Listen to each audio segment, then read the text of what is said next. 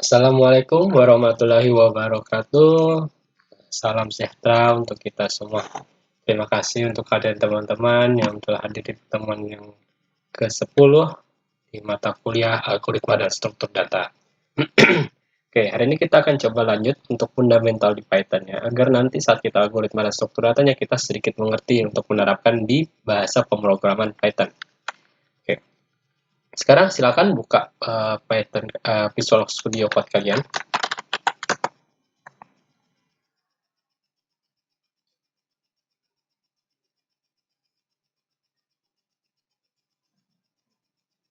Oke.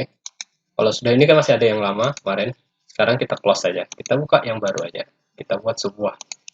Nah, kita buat file baru.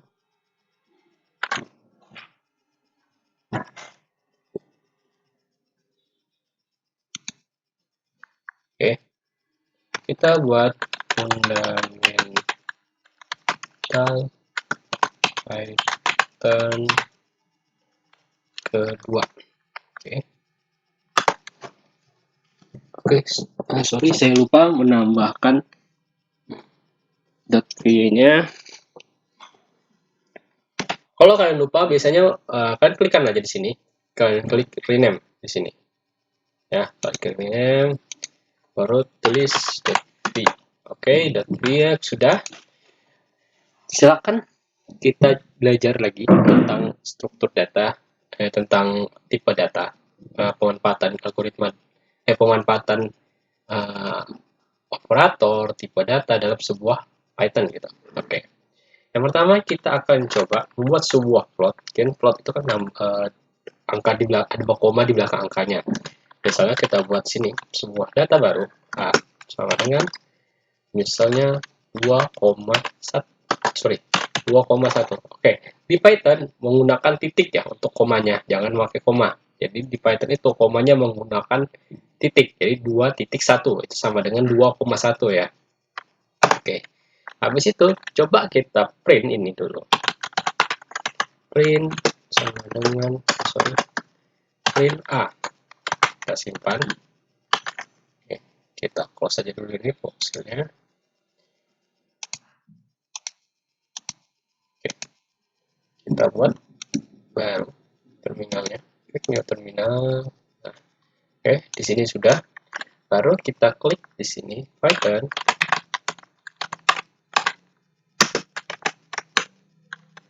Fundamental yang kedua ya. Oke. Oke, bentar. Oke, apa errornya?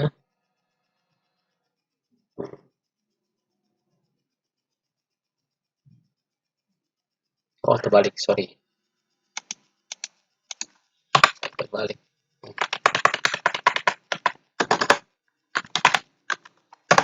Oke. Nah, di sini dia akan manggil floatnya ya. Nah, kita bisa menggunakan fungsi yang pertama adalah run. Misalnya di sini kita buat inisiasi lagi A sama dengan run A. Oke, baru kita panggil print A yang di sini. Oke, kita simpan. Oke, dia akan dibulatkan menjadi 2. Bagaimana kalau 2,7? Seharusnya kalau dalam matematika, pembulatan itu dia ngikuti yang mana paling tinggi. Misalnya dari 25 ke bawah, itu akan masuk ke 2. Misal 25 ke atas, dia akan masuk ke 3. Nah, dia akan masuk ke 3. Ya, misalnya di sini. Coba kita 2,5. Kita simpan. Hasilnya akan masuk di angka 2 ya. Nah, ini adalah fungsi run ya. Sekarang kita coba fungsi yang lain. Nah, ada nama fungsi cell ya. Kita simpan, kita lihat hasilnya gimana. Hasilnya dia akan melakukan pembulatan ke atas. Bagaimana kalau 2,2? Kita simpan. Nah, dia akan melakukan pembulatan ke atas ya. Kita coba lagi. Nah, dia melakukan pembulatan ke atas. Jadi sel ini fungsinya untuk melakukan pembulatan ke atas ya, misalnya.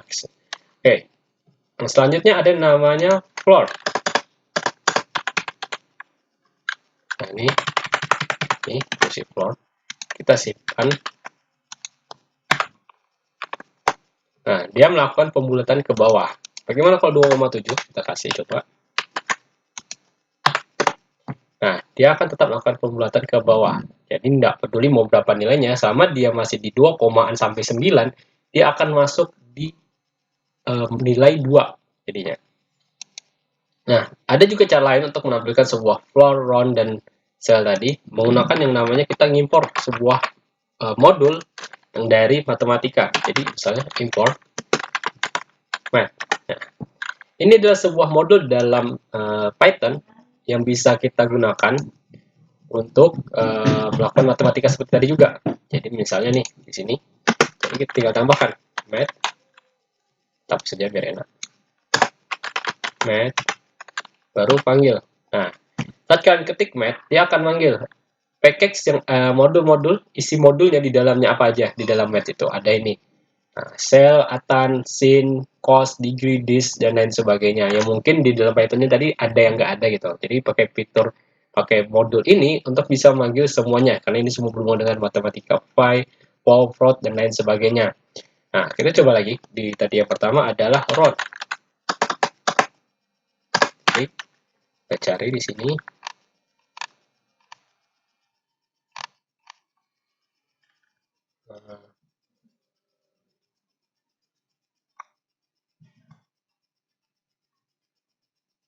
Nah, ini si tadi juga floor. Nah, tinggal kalian masukkan namanya, masukkan A-nya di sini ya. Baru kita simpan. Coba kita jalankan. Oke, sama. Jadi ini salah satu fungsi. Jadi kalian bisa coba aja fungsi dari math ini. Cukup banyak di sini di dalamnya, kalian hanya gunakan ya. Jadi ini salah satu fitur modul dari sebuah Python untuk biasanya untuk digunakan untuk melakukan perhitungan-perhitungan dalam matematik, data scientist, dan lain sebagainya. Nah, setelah kita belajar ini, oke, kita belajar selanjutnya yaitu kita akan belajar yang namanya perulangan, if ya. Kemarin kita sudah coba sedikit tentang if. Sorry.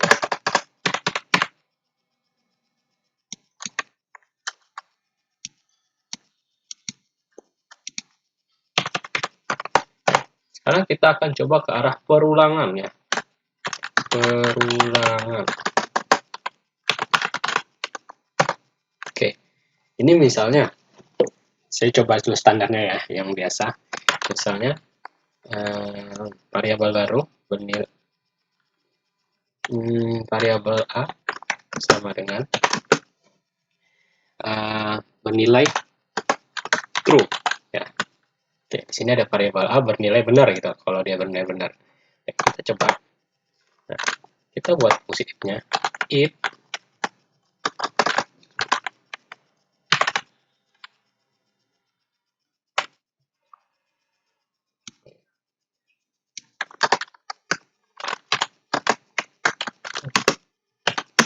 sama dengan if. Nah, jadi buat if, misalnya if A, jadi if A ini kita kasih titik 2. Jadi jika A tadi kita print, jika dia A benar, jika benar hasilnya akan menampilkan yang namanya print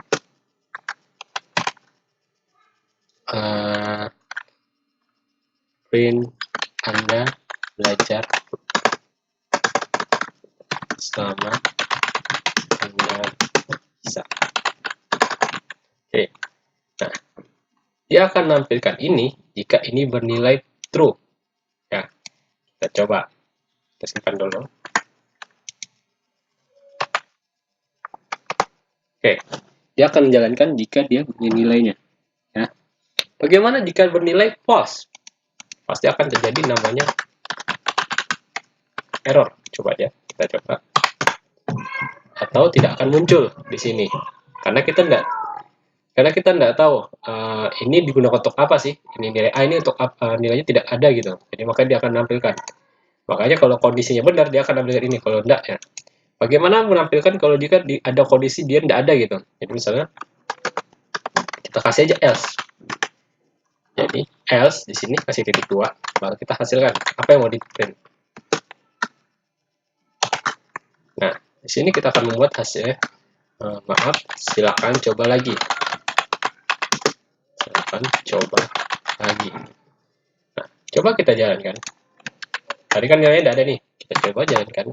Nah, dia akan menampilkan hasil kondisi yang jika ini tidak benar gitu. Atau ini nilainya false. Kalau nilainya true, dia akan menghasilkan ini.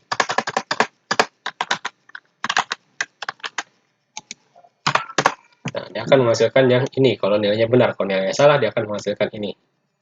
Oke. Sekarang kita coba. Tapi kita sih close dulu. Oke.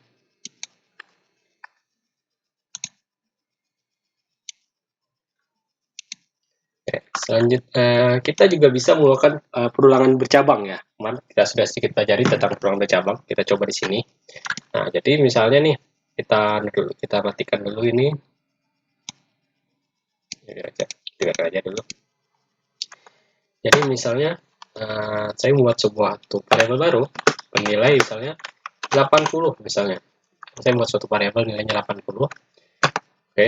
Kita buat kondisi if B lebih besar atau sama dengan 80, satu aja misalnya lebih besar dari 80, maka dia akan menghasilkan sebuah perintah, sebuah fungsi print yang menampilkan selamat Anda lulus dengan nilai sangat baik. Oke. Jadi saat Anda lulus, dia akan menghasilkan nilai yang sangat baik. Nah, bagaimana kalau misalnya dia tidak lulus, bisa di bawah 80? Kita buat sebuah kondisi lagi. Kita kasih di sini else. Else-nya kita kasih nilai, kita kasih perintah bahwa maaf, nilai Anda tidak cukup, tidak memenuhi syarat,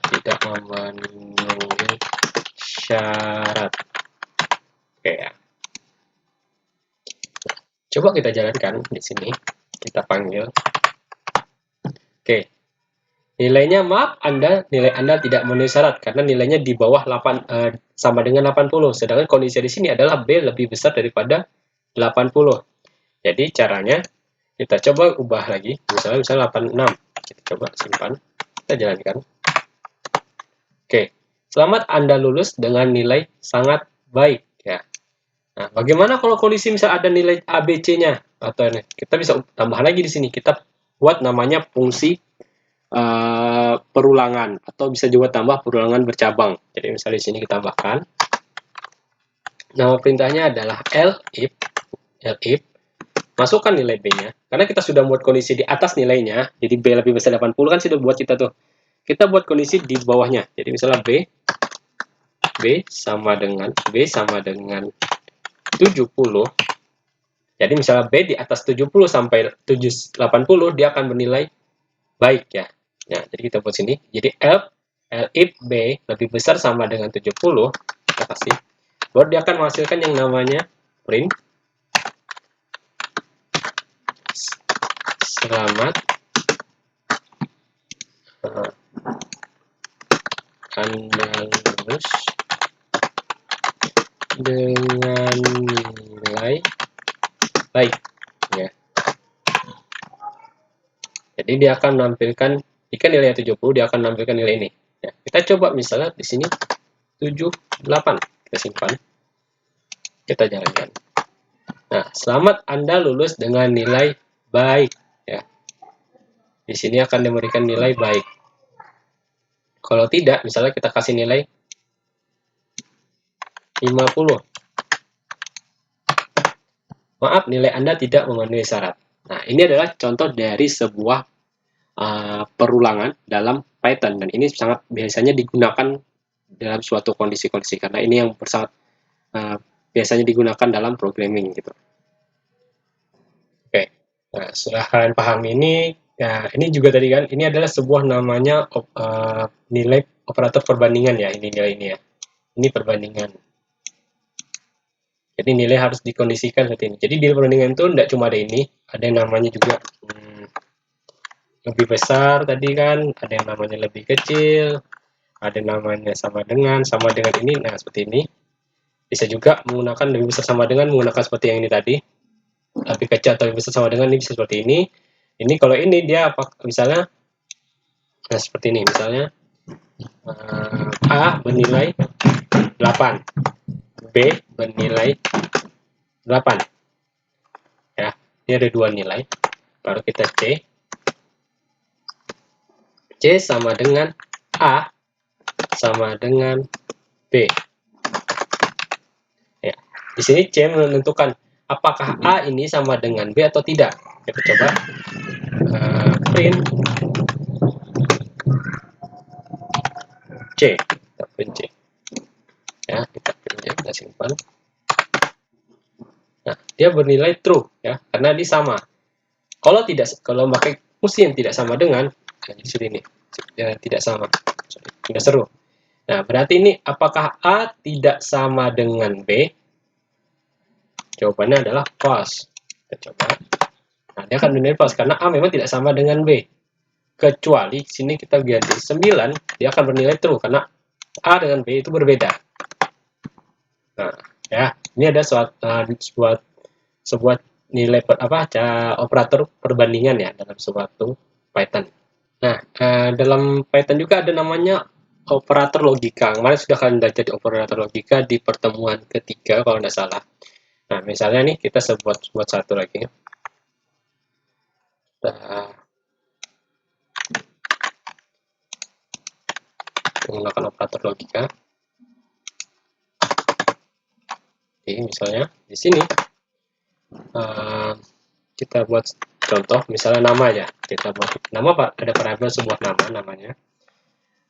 Di dalamnya ada ada data string di dalamnya, tipe data string yang memiliki karakter sekitar 4 ya. Nama saya misalnya 4.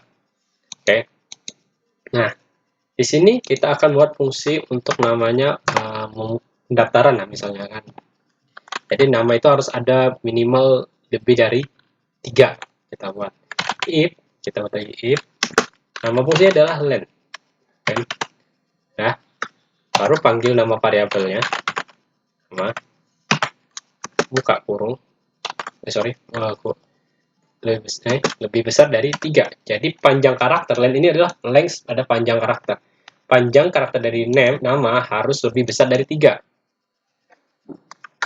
Jika kondisinya benar, maka dia akan menampilkan print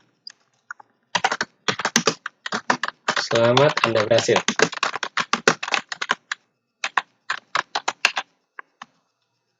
Kalau tidak, kita buat satu kondisi else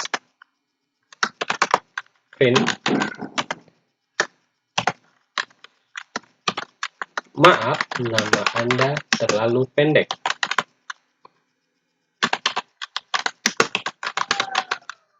Oke. Nah, dia akan buat kondisi seperti ini. Coba kita jalankan, kita simpan. Nah, Anda berhasil ya. Bagaimana bisa kalian berdua? Nah, di sini akan ngasih tahu dia maaf, nilai Anda terlalu pendek. Nah, kita kan belajar operator logika, di mana misalnya kita boleh melakukan kondisi or true jadinya. Nah, kita coba jalankan hasilnya, kita coba lihat. Dia akan berhasil, pada nilai di sini cuma 2 karakter. Kenapa? Karena ini adalah nilainya false. Ya, ini bernilai false. Length name-nya lebih bernilai false. Dan di sini ada namanya operator logika true. Ya.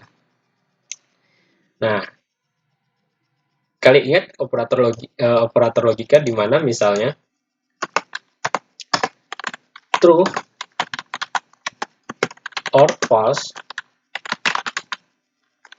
akan bernilai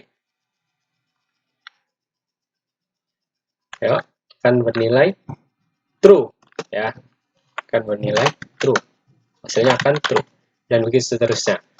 Kalian mungkin sudah belajar operator logika, silakan kalian lihat lagi catatannya. Nah, itu adalah fungsinya untuk seperti ini nantinya. Jadi ada kondisi-kondisi yang tertentu bisa kita buatkan gitu. Oke, setelah kita belajar ini, sekarang kita coba belajar tentang perulangan while.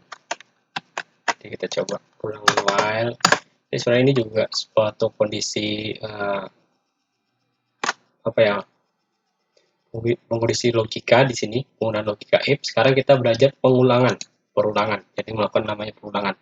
Misalnya nih, kalian misalnya ada data, misalnya data A sama dengan selamat Anda belajar, misalnya selamat Anda belajar. Nah, misal ada 100 data, masa kalian mau kopas masuk lagi sampai 10? Kan itu susah gitu jawabannya.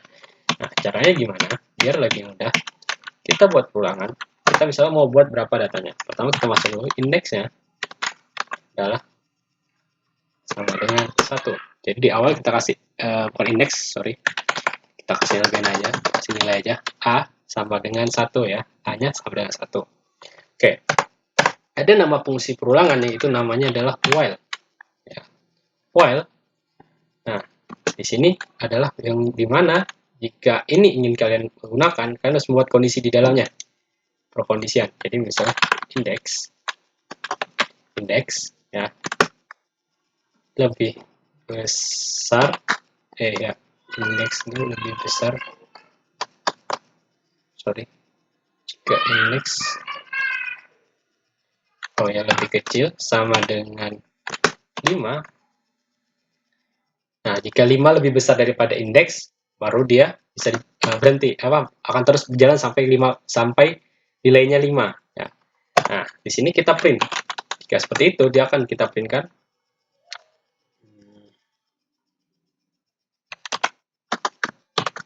selamat Anda bisa. Oke.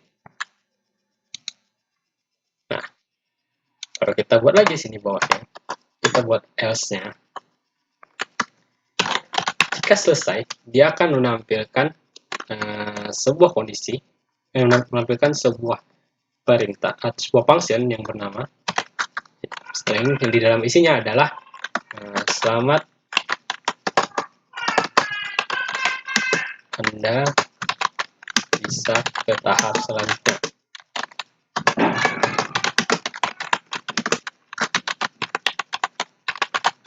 Nah, jika seperti ini bisa jalan. Cuma nanti nilainya adalah ini selalu muncul terus. Dia akan terus menggunakan ini. Dia akan terus jalan, di mana dia akan berhenti-berhenti. Karena nilainya selalu 1, 5. 1 akan selalu dibandingkan dengan 5-nya. Tidak ada penambahan. Jadi dia akan terus jalan sampai selesai. Sampai tidak ada. Jadi namanya itu adalah infinity loop. Nah, bagaimana cara supaya dia nanti berhenti? Nah, kita harus membuat kondisi false-nya. Ya, kita buat kondisi false. Kita harus membuat kondisi false. Kalau tidak, dia akan terus jalan. Itu namanya infinite loop. Nah, kita buat kondisi di mana kita buat suatu kondisinya indeks, A sama dengan A ditambah 1. Bisa seperti ini caranya. Coba kita jalankan, simpan. Sorry. Oh ya, sorry. Kita coba jalankan.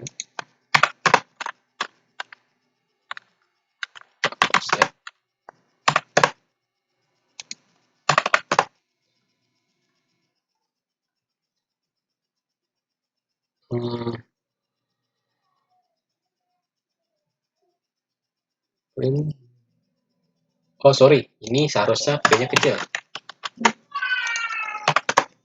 Nah, kita coba simpan dulu. Oke, nah di sini dia akan buat kondisi selamat Anda bisa sebanyak 5. Seperti yang kita mau. Misalnya kalau 10 kasih aja 10 di sini. 10. Baru setelah ke 10 dia akan ngasih tahu, selamat Anda bisa ke tahap selanjutnya. Ya. Ini adalah fungsi perulangan bernama while di dalamnya. Nah, bagaimana? Ini kan cukup panjang nih. Kita bisa pakai cara lain sama seperti ini sebenarnya, tapi dengan cara yang berbeda. Jadi caranya adalah A ditambah sama dengan 1. Ini sama dengan seperti ini juga. Sebenarnya hasilnya sama, cuma ini lebih simpelnya. Ini cara simpelnya. Kita simpan, kita jalankan. Sama. Jadi pada dasarnya dia sama, dia menampilkan itu juga. Oke ya, kita bersihkan dulu. Dan juga ini setelah kalian belajar tentang perulangan while, kita coba menggunakan perulangan lainnya, yang bernama adalah for. Ya, jadi kita coba kita hilangkan dulu ini. Jadi kita kasih di sini kasih namanya adalah while loop namanya. Sekarang kita coba buat yang satunya adalah for loop. For loop. Ya. While for loop. Nah, pengulangan for ini memiliki komponen untuk mengulangi item dari urutan apapun. Jadi bisa menggunakan list atau string, dia bisa menggunakan berurutan. Kita coba misalnya menggunakan list ya. Kita coba kan di sini ada nilai A. Jadi list itu dia diupdate oleh kotak ini ya. Jadi misalnya di sini ada string, isinya adalah misalnya Samarinda Balikpapan. Oke. Ada namanya Bontang dan lain sebagainya lah. Oke, jadi kita buat ada 3 data, ada 3 list di dalam suatu variabel A ya di sini. Nah, penggunaan for kita coba di sini kita akan panggil untuk menampilkan semuanya di dalam list itu. Jadi caranya adalah misalnya for, jadi for x atau kami boleh ganti di sini variabel apa. Jadi kita manggil lagi. Jadi kita buat variabel for x di dalam variabel A. Jadi membuat variabel baru yang mana isinya isinya merupakan isi di dalam variabel A ya. Baru kita kasih seperti ini, baru kita print hasilnya. Print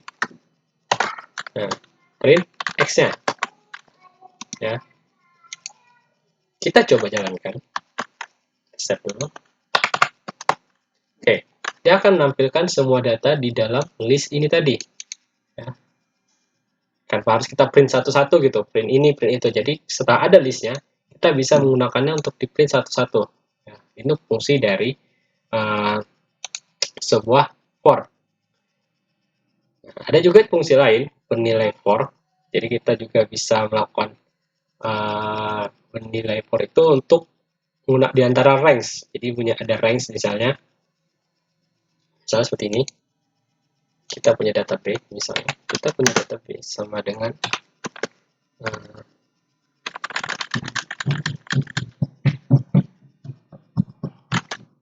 1 sorry kita buka di dalamnya misalnya 1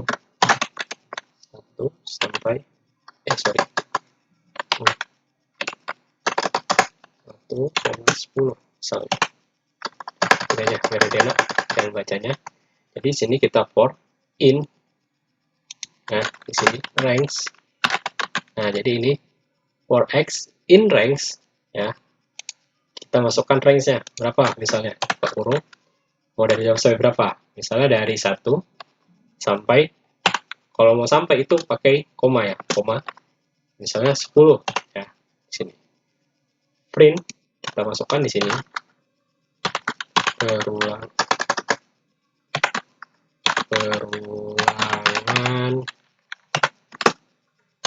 tambah x ya. Coba kita jalankan. Sorry.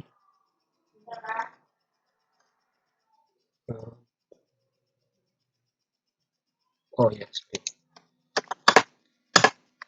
pakai koma. Ya, pakai koma, sorry. Jadi di sini kita pakai ini. Nah, karena dia berbentuk lantainya lain. Nah, jadi kita gunakan koma, bukan plus ya. Nah, dia akan menghasilkan data di dalam range ini. For i, for 1, 2, 3, 4, 5, 6, 7, sampai 9. Nah, kenapa 10 tidak termasuk? Karena dia nilai, kalau sudah 10 nilainya, dia akan berhenti. Kecuali kita tambah di sini, jadi 11. Jalankan. Nah, seperti itu terus berkelanjutan gitu misalnya. Nah, itu salah satu contoh dari penggunaan sebuah for loop. Ya. Oke. Di dalam for loop juga ada fungsi yang namanya nest loop. Jadi nest loop ini adalah dia ada perulangan di dalam perulangan jadinya. Jadi ada perulangan di dalam perulangan. Kita bersihkan dulu ini. Jadi ada perulangan di dalam perulangan. Oke ya. Kita coba simpan ini. Pindahkan dulu. Oke. Kita masukkan sebuah itu baru. Namanya adalah nest loop. Nested loop. Oke ya. Bagaimana nest loop ini? Kita coba. Pertama kita buat for ya, ulangan. For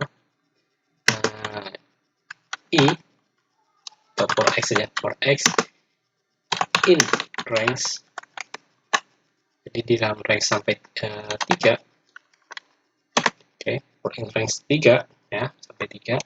Kita kasih dia kondisi di dalamnya, dia akan menghasilkan yang namanya sebuah perintah untuk melakukan print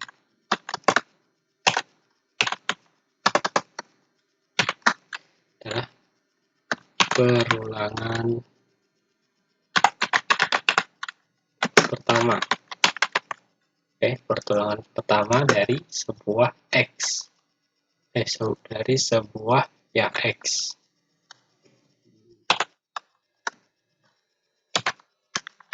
Sebuah x. Oke, harus ini sama dengan, baru kita panggil namanya x ya, nama variabelnya.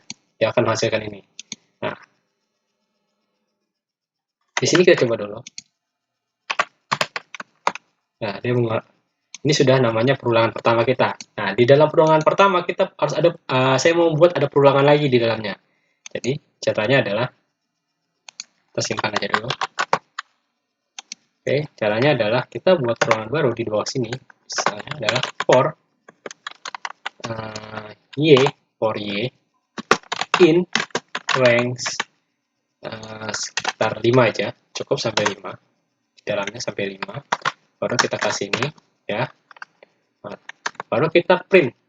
Kita print dia. Kita ingin dia menampilkan yang namanya sebuah perulangan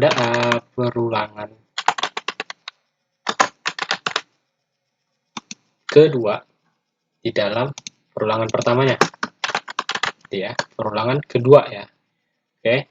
Nah, di dalamnya ini adalah, kita buat inisiasi aja biar enak. Adalah x, y. Nah, ya. Baru kita kasih di sini supaya itu kita kelihatan sama dengan, baru kita kasih koma, panggil, jadikan string yang x-nya tadi, kita jadikan string x-nya, baru kita tambah biar dia jadi, kita mau dia ada koma, ada space koma di sini, baru kita tambah lagi ya, tambah menjadi, kita panggil string y-nya, kita panggil string y-nya ya. Kita coba. Nah, jadi di dalam perulangan ini, yang pertama ini, nah ini perulangan ke 0. Di dalam perulangan pertama yang ini ada namanya perulangan lagi di dalamnya. Nah, 0 sampai 4. Ya. Habis itu yang 1, 1, 0, 1, 1, dan seterusnya. Ini adalah contoh perulangan nested loop ya, nested loop. Jadi silakan nanti kalian uji coba, kalian belajar nanti gimana lagi ya penggunaan suatu ulangan. Oke. Nah, sekian video untuk materi kali ini. Semoga di minggu depan kita akan langsung belajar penerapan algoritma dalam Python. Belajar sedikit kita akan di situ di 3 pertemuan terakhir kita akan belajar penerapan algoritma atau struktur data dalam Python-nya. Oke, karena kalian sudah belajar fundamentalnya, pemanfaatan dari fitur-fiturnya dan masih banyak lagi sebenarnya dan waktu yang tidak sempat, silakan kalian cari aja di forum-forum atau di Python-nya sendiri penggunaan fungsi atau modul-modul yang ada di dalam Python ya. Oke, saya akhiri pertemuan kali ini. Assalamualaikum warahmatullahi wabarakatuh.